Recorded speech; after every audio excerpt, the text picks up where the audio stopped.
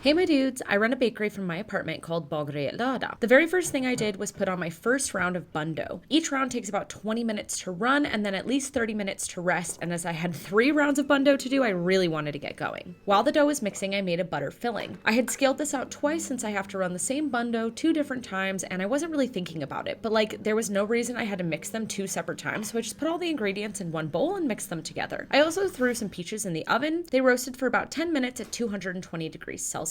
The first round of bun dough was looking glutinous and gorgeous, so I put that in the fridge and threw in the next round. Both of these doughs are vetedeg for blueberry buns. Next up was the filling for hallongifflar, which are like raspberry crescent buns. The ratio of butter to sugar in this filling is slightly different than the blueberry buns, so I mixed this filling separately, but why did I do it that way? I'm definitely gonna change that next time for sure. Anyways, with that done, I threw together some pan release for tomorrow's cake baking, and round 2 of bun dough was done. The last round of dough went into the mixer, and this is a Karlsbaderdeg. It's different from vetedeg in that it has both yeast and baking powder in it. I also put eggs in this, which I don't have in my vetedeg. The second bun dough went into the fridge, and it was time to roll out the first dough. I rolled it into a nice large sheet, plopped on half the butter filling, spread it all over, and sprinkled over a bunch of blueberries. I folded the dough in 3 and then rolled it out again, adjusting as I went.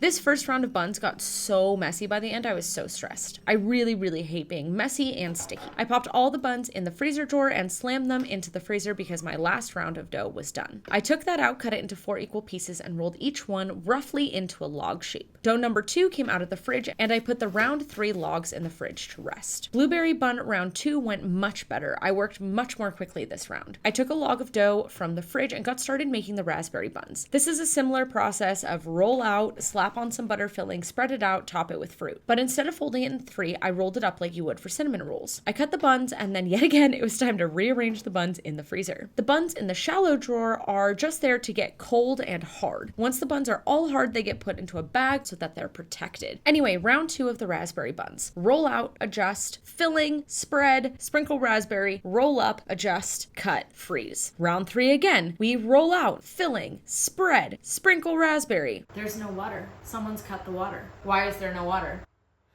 I had to finish that round of buns before I could investigate the problem. Okay, I found a guy working because they're doing construction in my apartment building, and I was like, oh my god, did you turn off the water? And he was like, jo men bara för lite snobbis. But it's okay, water's back. Last round. Roll out, filling, spread, sprinkle raspberry, roll up, adjust, cut, freeze. The last thing I had to do was tear up the roast peaches. I added some sugar and began to boil them to melt the sugar, and then was like, wait, why don't I just roast them again? So that's what I did, and they turned out so great. That's it for today. Tomorrow we make mini cakes.